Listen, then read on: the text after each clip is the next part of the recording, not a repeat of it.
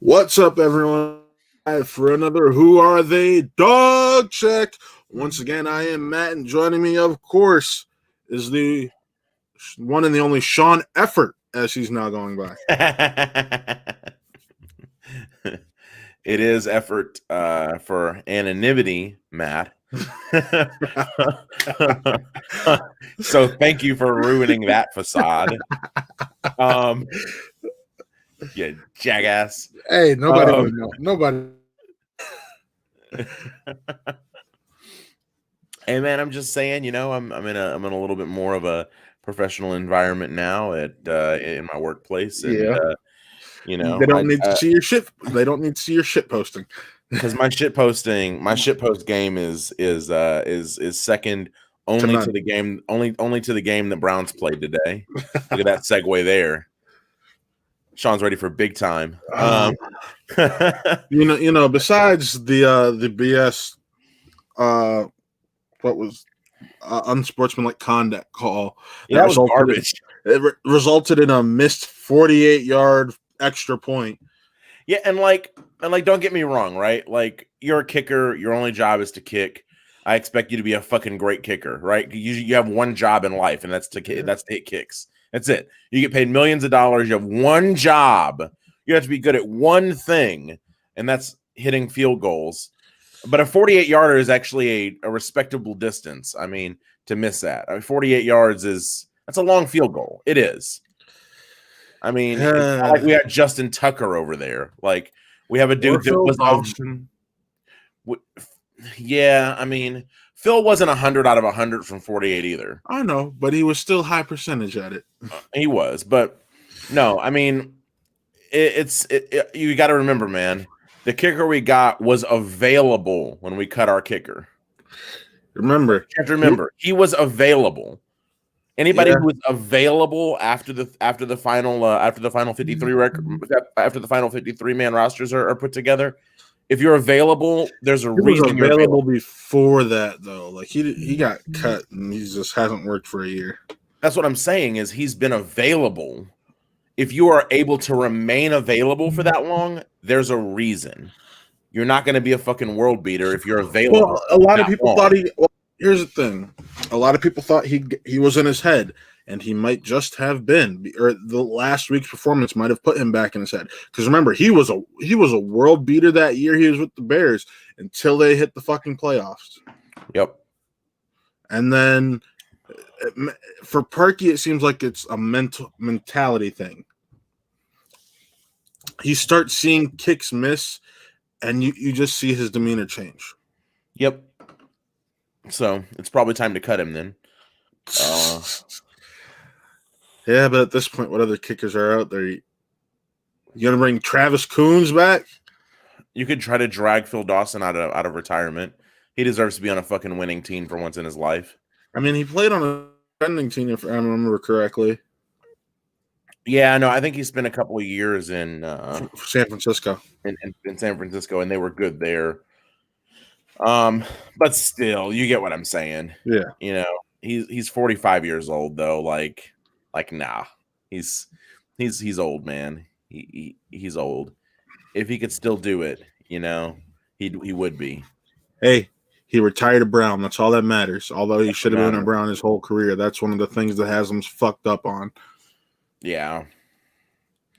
No, I mean, no. I think that we go into next year looking for an answer at kicker. I think we go into this offseason looking for an answer at kicker. I think that we have a stopgap kicker. He is passable for the moment. Cody Parkey is passable for the moment. He's not going to win you any games. I don't really think he's going to lose you games. Not genuinely. He did lose you one. He lost you the one last week.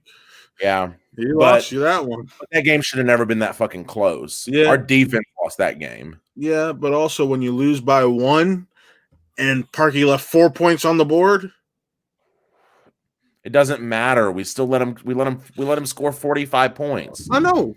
I mean, I'm just saying, dude, like, if you can score 40 points and still lose, your kicker ain't the fucking problem. I mean, we all know the defense is a problem.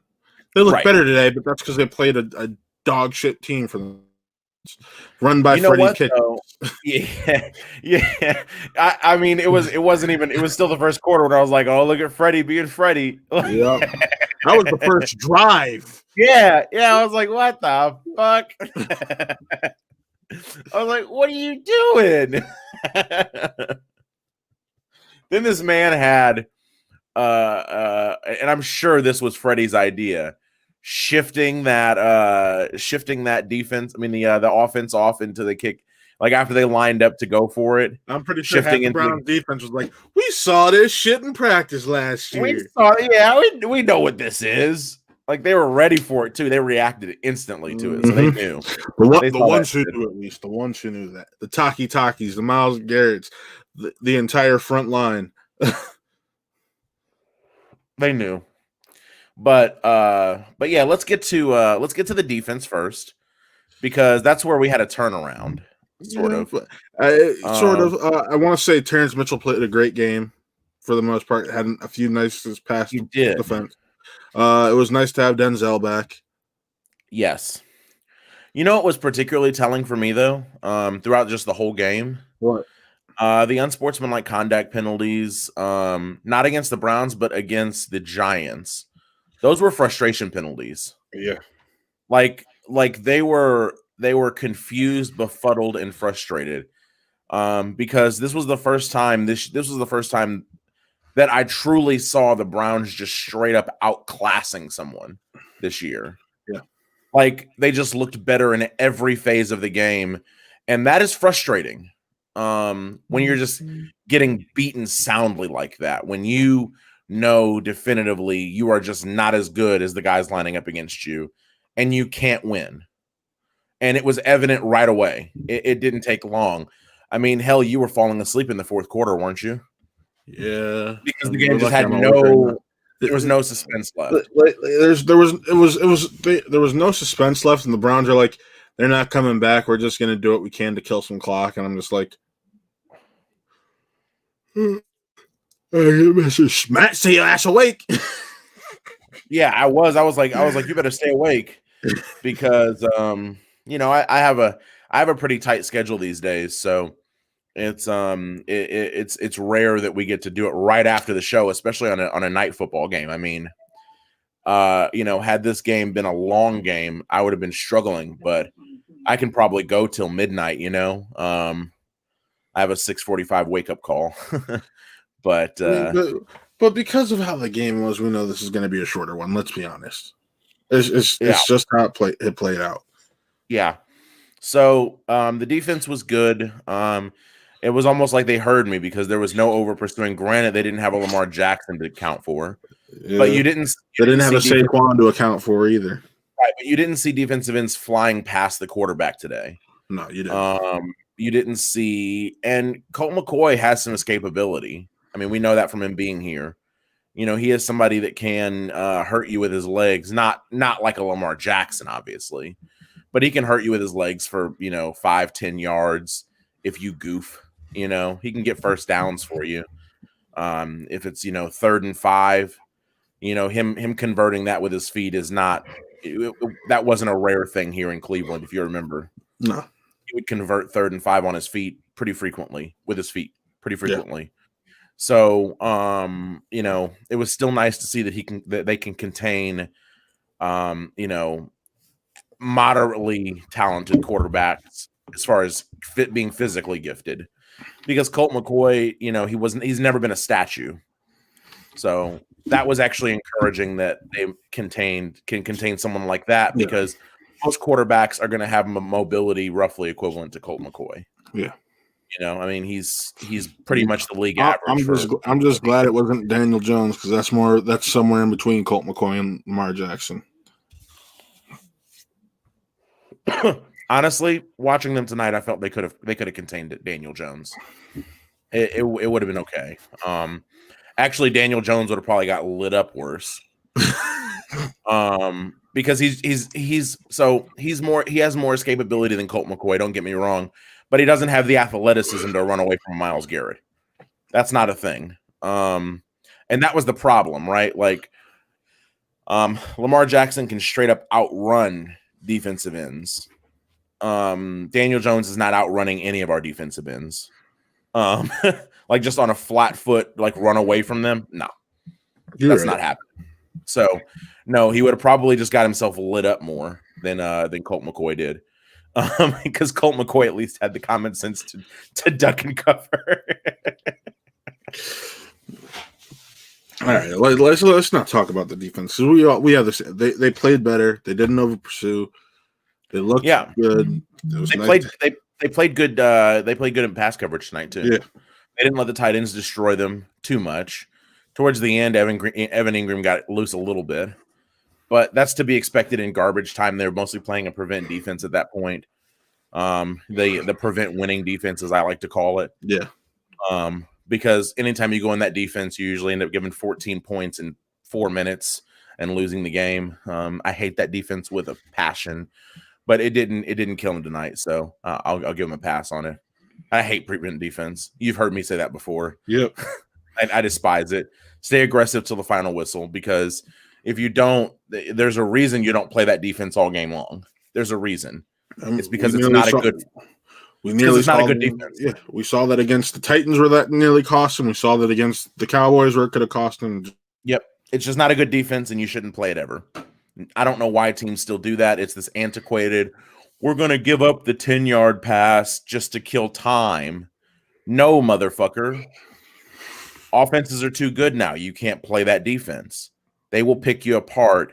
They will get those 10 yards and waste 6 seconds getting it. Yeah. And when it's costing 6 to 8 seconds per play and they're getting 10-yard chunks, they're going to get touchdowns out of that. Like multiple touchdowns. So I hate that defense. But I won't get on my soapbox about that tonight. Tonight's a good night. Now let's get on to the Baker Mayfield continuing his play looking like a franchise quarterback. Okay, so I'm doing it, Matt. I'm doing it. Baker has arrived. Yeah, let's say it took about until 3 games ago. Did you say Who did we play 3 games ago? It was the game before the Titans. It would have been the Jags. Yeah, the Jags game was the first game he arrived. And now we needed to see we both said consistency of it. We needed to see consistency, and he's shown up the past 3 weeks. Baker has arrived. I am all about giving that man an extension. I wish there was a way we can write some form of language in it that would protect us just in case he doesn't stay like he backslides. Yeah, but I mean, but you never get that. I mean, look what just happened to Philly. Yeah. Your protection is saying, oh shit, he's backsliding. Time to draft one in the first or second, see what happens. Yep. That is your your protection is you don't give a whole lot of guaranteed money. You tie it all up in incentives. And you don't have to tie it up in yards, game. You tie it up in play time. You tie those incentives to being the starter. Yeah. Is what you do if you're smart. Now, which by the way, apparently Carson Wentz is looking for a trade if things don't change in Philly. I'm like, bro, this shit's not gonna change in Philly. So bye. Dude, look at it. I mean, here's the thing, right? Carson Wentz is not that good. He's just not that good. He has all the talent in the world, physically, but he's got issues here. Mm-hmm. He's got issues between the ears, man. Maybe I think that getting out of Philly can change that. Because in Philly, he's always going to hear the fans are like, "You're not even really a Super Bowl championship. The backup won us the championship." Like, there's some of that, but I mean, it's more so. I looking at him play, I question whether or not he can read a defense. See, but I look back to his MVP season where he is reading, reacting, no issue. Yeah, but so MVP what's the season? Because what's the difference then? I think an ACL tear and then all the noise fucks with your head.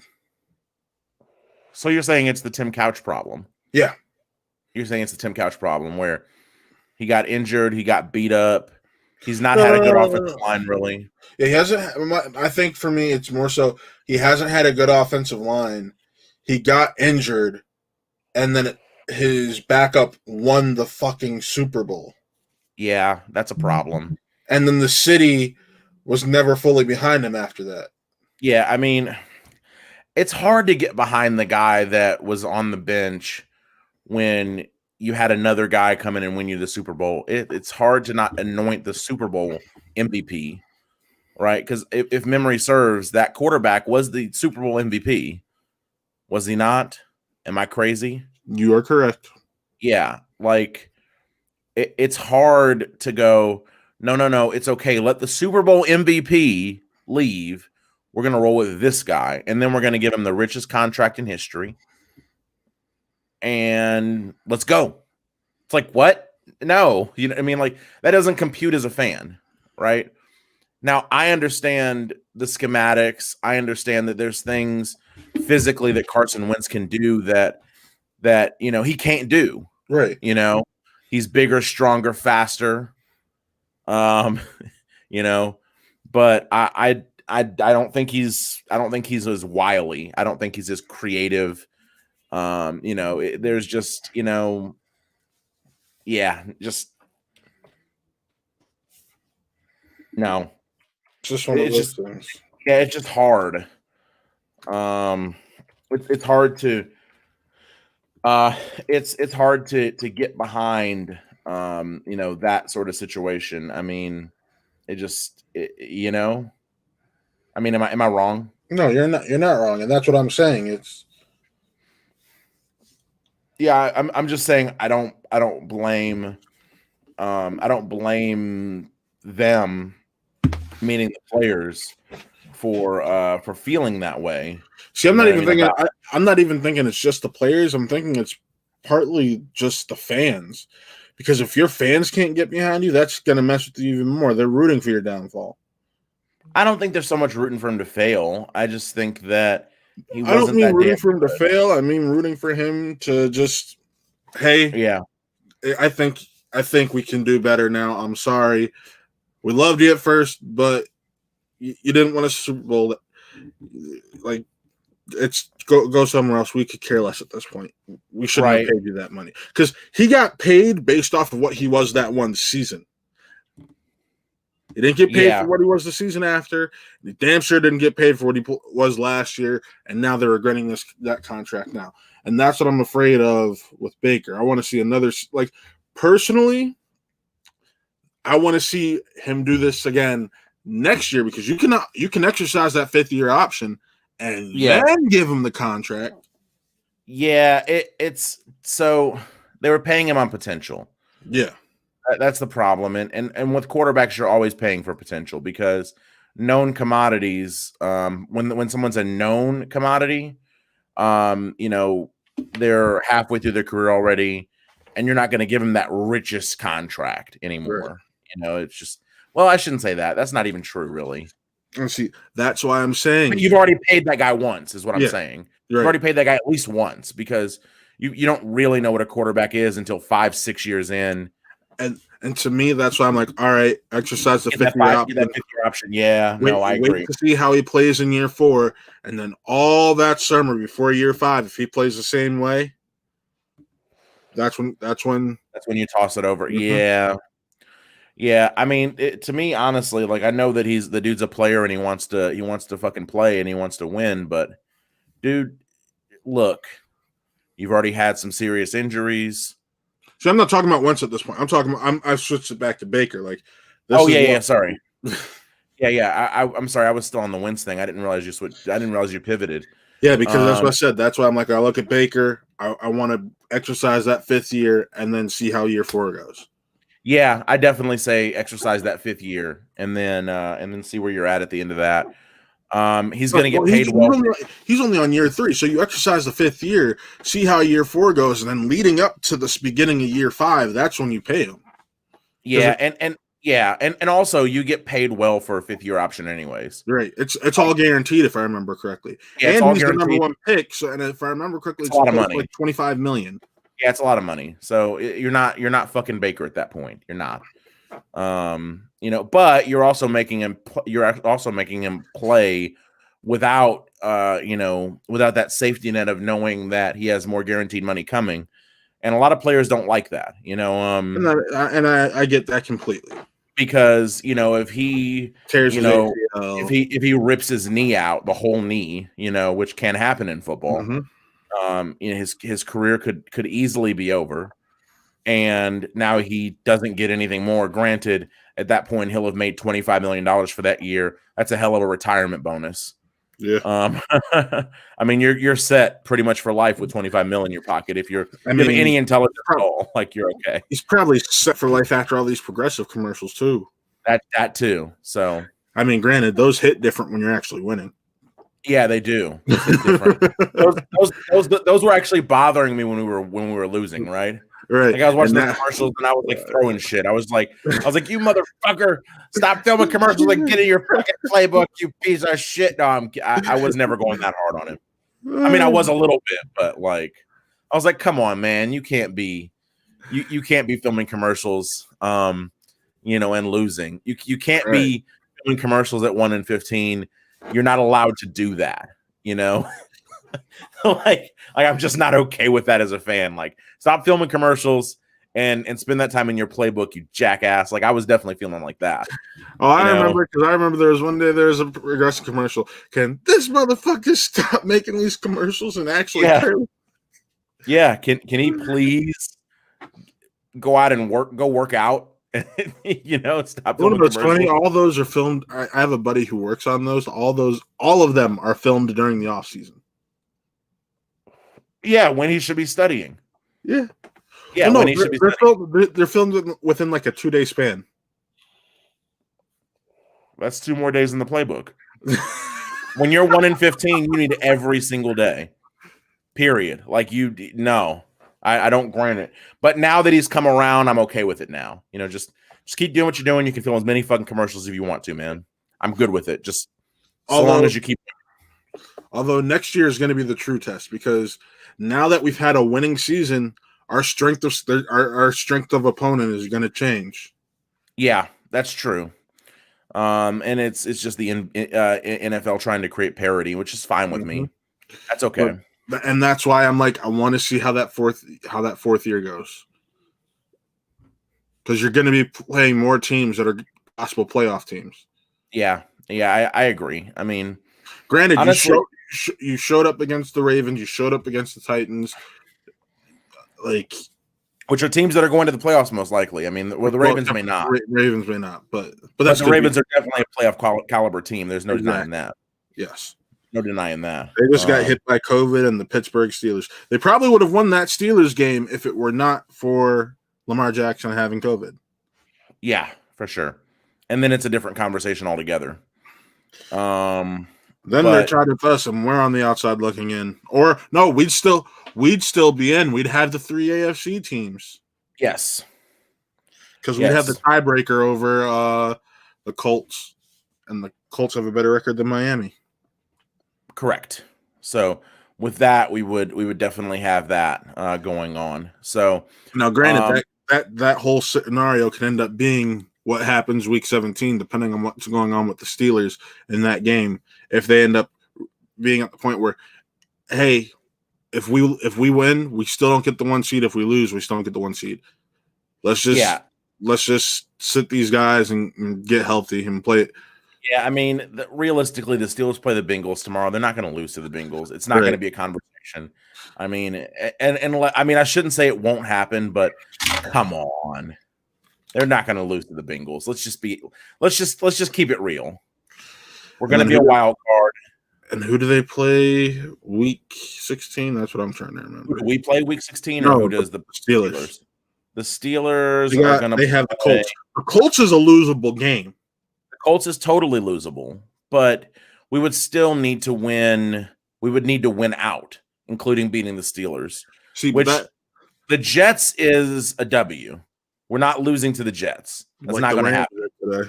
Yeah, no, that's not going to happen. Like, no. But no.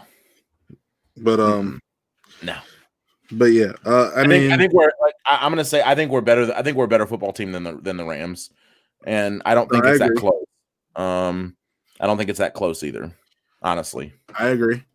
So I don't see us losing to the Jets. That would be. I mean, you saw what Sean McVay said after that game, right? He said that was embarrassing. I mean, like that in and of itself is a clown, right? Like to say, that's an embarrassing team to lose to.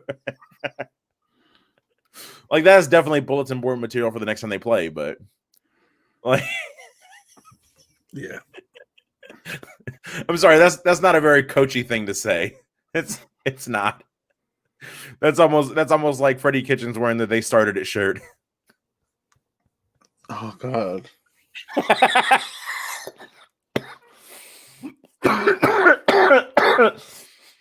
Oh man, that was a COVID cough right there. I don't have COVID, guys. I'm kidding. COVID's not funny, by the way. That's not a funny joke to make. I'm healthy. I know somebody that's dealing with that right now, actually. It's not pretty. Right. Sorry. So, anyways, moving on. Hollywood Higgins is making. Excuse me. The combination of Hollywood Higgins and Donovan Peoples-Jones is making Odell Beckham look very, very unnecessary. Can we please get a linebacker for Odell? Just straight up trade linebacker. Can I get Miles Jack? Hey Odell, Miles Jack for Odell. Hold on. Hey Odell, we love you heard playing in Dallas. Okay. Give us Michael Gallup and one of those linebackers. Jalen Smith, I wouldn't be mad. I wouldn't be mad at that. Because you replace the receiver you're losing with a very talented receiver still. Yeah, true. And you get your linebacker. Yeah. Yeah. But I don't see that happening. I know. I was about to say, who says no? The Browns or the Cowboys? The Cowboys say no to that. No, I'd say the Browns would say no to that. Why? Why would they say no to that? I mean, that makes your team better. That makes your team better. It does make your team better, but I think they'd rather shed money, get a high draft pick, and draft a linebacker. I mean, can you get a high draft pick for Odell at this point? You could probably get a second still. That's high. You can still get a second for him? Yeah. With all the injuries? Still think you can get a second for him. I'm not saying multiple draft picks. I'm saying a draft pick. Oh, I mean, I think if you're trading him for draft picks, you're asking for a second and a fifth. See, I'm thinking draft picks and a player. Okay.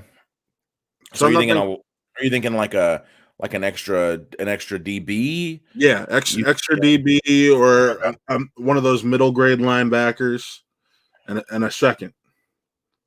And then you use the second on another linebacker so that you have some another linebacker or some help in the front line. Some help in the what? On the defensive front four. Yeah. Although these past few weeks, I'm on the re-sign Olivier train. Yeah, but I mean, they just restructured his contract to let him get out after next year. Oh, no. His contract was already up after this year. They just restructured it. Yeah, they just restructured it so he'd take less money. Okay. He gave up $3 million. Okay. Because I think he was willing to because he realized he wasn't playing to where he was being paid to play. You know what I mean? Right, but didn't they restructure it so that he takes $3 million less and becomes an unrestricted free agent? He was a restricted free agent. He was unrestricted anyways. So he just flat out took less money for free. He just flat out took. Yeah, and he got nothing in return for that. Because I think I'm just trying to remember what. I'm sure. I feel like he had to get something back for that. I think he lost $3 million, but they pushed up the date where his contract became guaranteed. Remember, it was non-guaranteed. Okay. It was non-guaranteed. Yeah. That's fine. I was just trying to. I knew he had to get something in return. Like you don't make that. You don't agree to that if you're Olivier Vernon for free. You need something back. You know. I thought it was unrestricted versus restricted. Let me check. Actually, we have a little bit of time here.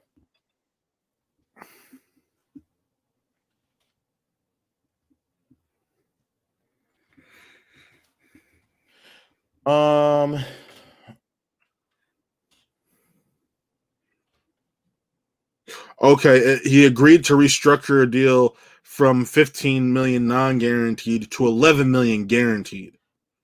Okay, so he actually took a $4 million cut. He took a 4.25 mil cut to get that guarantee. Okay, and that sort of makes sense. Right. That sort of makes sense. I can, and also he's probably also getting he's probably going to earn most of his incentives too, because he had $2 million wrapped up in incentives as well. Yep. On top of that. Yep. According to ESPN, is where I'm reading that article right now. Okay, cool. So they also gave him $2 million in incentives, and he will probably get those incentives now. Based off of his 8 weeks to play. Hell yeah. Yeah, he probably got to that point.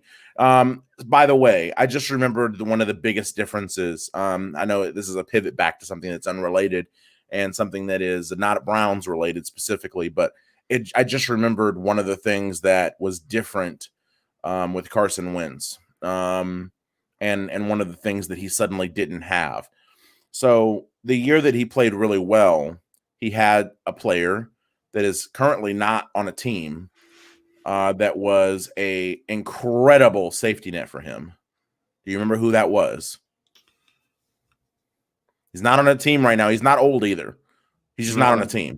No, I can't. Jai. Yeah. He got injured. He was constantly that safety valve. He was constantly that check down. And when you take that away from a player, from a quarterback, and suddenly they don't have a reliable check down, you get to see who they really are. They took away his safety net.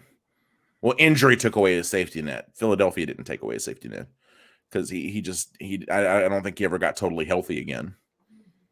But he's still available right now if memory serves. He is he's a free agent, and he's only. I remember he had a few workouts over the summer, so if he didn't get picked up after workouts, that tells me something. Yeah, no, he was only drafted in 2015. He's only 27 years old. Yeah, you're a running back. You tear your ACL.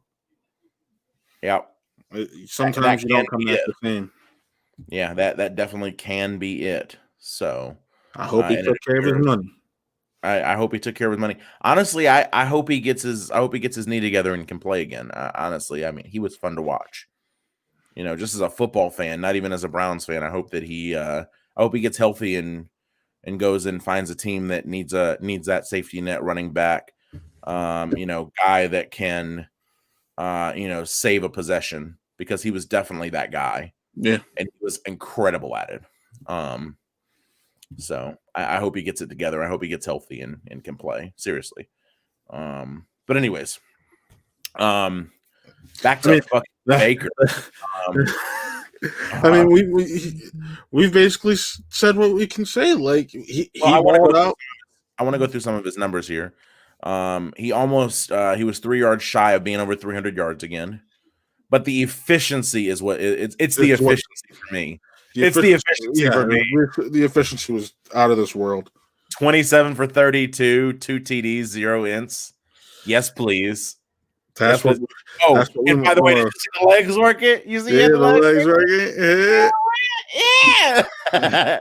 Yeah. He had a go. Granted, it was 4 carries for 11 yards, but I don't care. He pulled them up. I was about to say, the carries came at great moments because he got first downs. That's the important thing.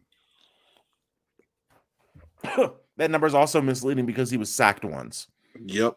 Which subtracts from your rushing total as a quarterback, if I'm not mistaken.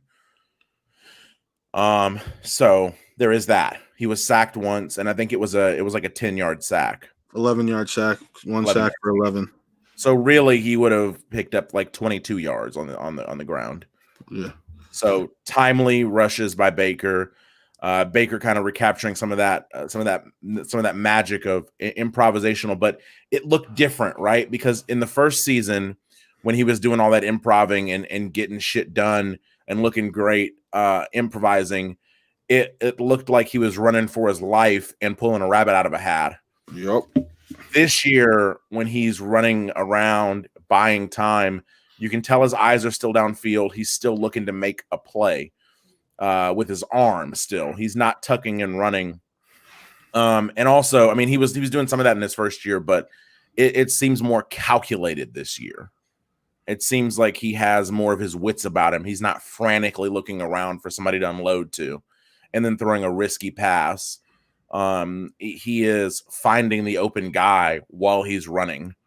And it is a joy to watch because he looked like a fucking magician today.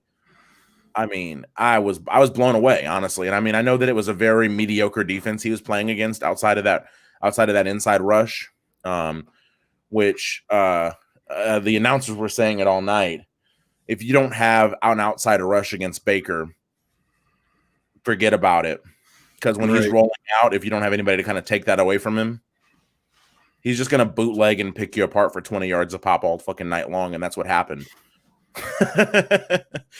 And most teams don't have that premier outside rusher either. So it's not like everybody you face is going to have that tool. That tool is rare. That's why you pay for that tool. That's why that tool is expensive. You know, not every team has that tool. You know what? I'm in a good mood, Sean. I'm in a very good mood because me too, man. In the not only this, but in the league, I'm tied for first and in fantasy. Okay, I won. Did you? So I'm going to the championship, and I'm playing the guy who I'm tied with. I need a repeat of what happened these last 2 weeks. You need Baker? No. I don't have Baker, unfortunately. I just mean in general. Oh, gotcha. Because he capped out at 265 for the 2 weeks. I capped out at 273. The only mistake I made is I played Deshaun Watson over Ryan Tannehill, but at the same time, you never know what Ryan Tannehill you're going to get. You don't. Ryan Tannehill is a wild card, man. I wouldn't start Deshaun Watson either. I just wouldn't. I would make that same play again unless there's a huge discrepancy in who they're playing. And see, that's my thing. You get the 6.9 points against Indiana Ryan Tannehill, or you get the 33.1 points against Detroit Ryan Tannehill you got today. Well, Detroit is a bad defense, so yeah. I would have made that play. But he plays Green Bay next week. But trust me, week two of the championship, I'm starting him because he's playing against Houston. Yeah. Start him. Because I'll tell you what, Deshaun won't do anything against that Tennessee defense. No. So, hey. But yeah. No, to me the biggest most defining thing of the game was Baker, and it was us smothering the Giants in such a way that led them to such a high level of frustration that they were getting, unsportsmanlike conduct, things. And also, can we talk about the unsportsmanlike conduct against Jarvis? Yeah, I called it up top. The dude can walk up into his face and start saying shit, and then Jarvis can't. He bumped him too. Yeah, he bumped him. Of course, Jarvis is gonna wolf back. Like Jarvis is a grown man. You can't just bump me. I'm like, you know what I mean? Like for free. Like I'm gonna say something to you, dude. Like you can't. You know what I mean? Yeah. Like that was garbage. That was a garbage call. But it was a home field call. Is what it was. I felt like there was a few of those tonight, but I ain't even gonna get into that. Yeah, I'm not even mad though because they couldn't score touchdown against us. Who got the dub? That's all that matters. Who got the dub? Yeah. No, I'm not even mad. I don't care because it was still it was a shellacking. Hey, remember Remember when you said I look crazy for saying 11-5 or 12-4? How am I looking now? I didn't say that was crazy. I said 13-3. I was the one shooting high there. I thought they were going to win 13 games, which, that's out of the question now because they're 10-4, but they could still go 12-4. Right. And I think they will go 12-4. So I was off by 1 because I was actually shooting higher. I'm looking. I'm going to be right on point. That's the great, crazy thing. I said it then, and I'll say it now. It all depends on how the Steelers are game planning that week. I think the Steelers are in trouble. I think tomorrow's going to be the biggest. What's the word I'm looking for? Measuring stick for the Steelers. Measuring stick. Yeah, I'm tired, man. So cool, man. I am too. It's going to be the measuring stick because. Yeah, I took like an hour and a half nap earlier so that I would be alert for this. Can you tell I'm awake most of the way? Yeah. At least. I napped right before the game because I was just like, yeah, if I don't get a nap before the game, I'm gonna be exhausted on Monday morning for work. So I'm gonna go ahead and get this nap in. So I'm pretty much good, but I'm a little sleepy because I'm still just a little drowsy. But yeah, it looked like the game looked methodical. Like it looked like they were just kind of like calmly taking the Giants apart, and you love to see it. You love to see it. But I think that's it for tonight, guys. We got the Jets next week. Here's the game preview. Baker's gonna tear that offense the hell apart, and Nick Chubb's gonna run for close to 200. Yeah, my prediction for Baker in that game, because that defense is just so bad. That team is just so bad. I got Baker going off for 4 touchdowns and 400 yards. I mean, the dude looks unconscious right now. If he goes out, like, he needed to average, 275 for the next 3 games to hit that 3,500. And yeah. Because, hey. Guys, if Baker Mayfield is available in your fantasy league for next week as a pickup, I would drop anybody not named Patrick Mahomes to pick him up. He's not available in my league. He's not available in your league. Somebody was smart enough, because I thought about that. One of my former coworkers from my old store, he has him. Because he drafted him, he drafted Chubb. And let me just say, my fantasy season wouldn't be fucked if I had drafted who I wanted. I had one of those, because I was doing it via my phone, I had one of those glitches where you click on somebody's name and it just drafts them? Mm-hmm. I ended up with Clyde Edwards-Helaire. Which the first few weeks wasn't bad. The middle of the season to now has been hit and miss. Right. Who did you want? I was about to draft Chubb. Were you about to draft Chubb? Yeah.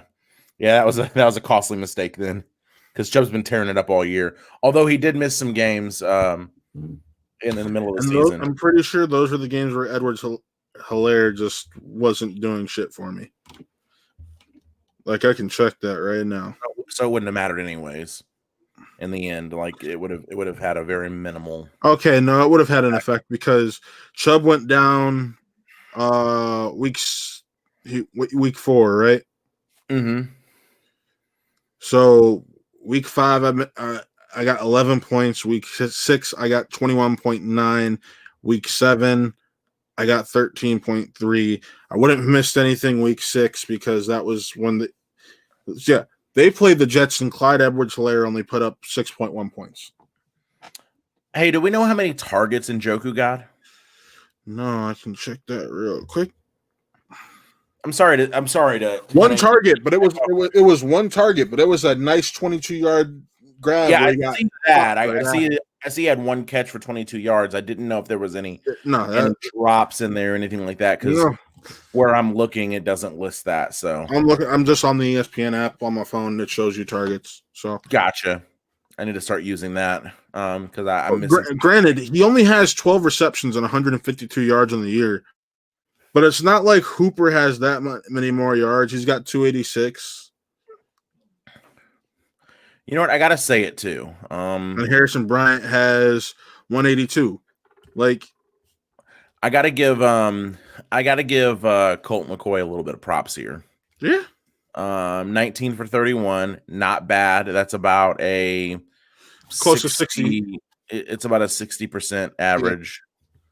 Maybe even it might actually be a little over. I think it's like 62 or 60, 61, something like this. About 60% of his passes, 220 yards, no touchdowns, no interceptions. He game managed, which is exactly what you want out of a fucking backup. He did what he was supposed to do, honestly. I mean, you don't expect Colt McCoy to go out and win a game for you. You expect him to not lose it, and he did that. He just couldn't, you know. He couldn't get in the end zone because he just didn't have, you know. The weapons. Yeah, I mean, he had they have weapons there. They have Darius Slayton, Sterling Shepard, Ingram. Well, I'm just saying the weapons weren't able to get open. It's like he didn't have the weapons didn't show up today. I mean, all three of those people that I just mentioned averaged over 10 yards per catch. Yeah, but how many targets and how many catches? That's the thing. 4, 4, and 4 as far as receptions. And Slayton had 9 targets, Shepard had 7, and Ingram had 7. Gotcha.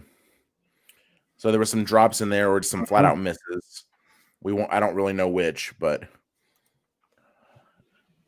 yeah. So, hey. And Golden Tate hasn't been targeted at all in New York. So, but you had your out. We're both tired. He had 2 receptions tonight. Yeah, he had 2. I'm just saying, he hasn't been this year. Hasn't been a big part of the Giants' offense. No. Yeah, that's what I was talking about. Yeah. It's 12:02. This is a shortened edition because boring game. It was a pretty plain game. Yeah, pretty plain game. Result expected. Honestly, expected more on the scoring side, but I'll take a win. A win's a win. A 17-point win is nothing to. You know what? We were chewing up clock with our possessions, and that was actually something I meant to touch on. You know, there weren't a lot of possessions in this game because we were just going down the field, and our possessions were taking like 5 minutes a pop. Yep. You know, and that's great. I mean, do we have the time of possession? Let me see. Not to get into more stuff. I know you're trying to wrap up, but I don't know. Time of possession. Yeah, we had 34 minutes with the ball for 34 minutes. Half the game. Yeah, more than half the game. 34 minutes, and there was a total of 25 first downs for us, and we were 9 for 13 on third down. Nobody converted a fourth down. We ran 63 total plays. So we actually punted more than they did because, you know, they turned over on downs twice in the first half. Sorry. Good old Freddie Kitchens for you. We're gonna dial up the fumble root ski on 4th and 2. It's not what actually happened, but I could see Freddie doing that. Let's dial up a fumble root ski on 4th and 2. Let's do it. How about a Statue of Liberty on 4th and 5? Oh, Goof Dookie. Oh, Goof Dookie Freddie. Sorry. I actually really liked Freddie when he was here, but he just wasn't a good coach. Like as a head coach. No. Freddie's not a head coach. And he should never probably be again, honestly. So, all right, man. Let's go ahead and wrap. This was this week's dog check. Be sure to check in next week after we break down what should surely be a trouncing of the New York Jets. Yes. Who were so bad that they gave away the number 1 pick today. I wonder if the Browns will just stay in New York over the week instead of traveling again. I think it would be safer for COVID protocols. Probably, but like if New York is kind of a hotbed for the virus, though it has been for. So but it's remember, like, do you want to get out of there, or do you want to just sequester?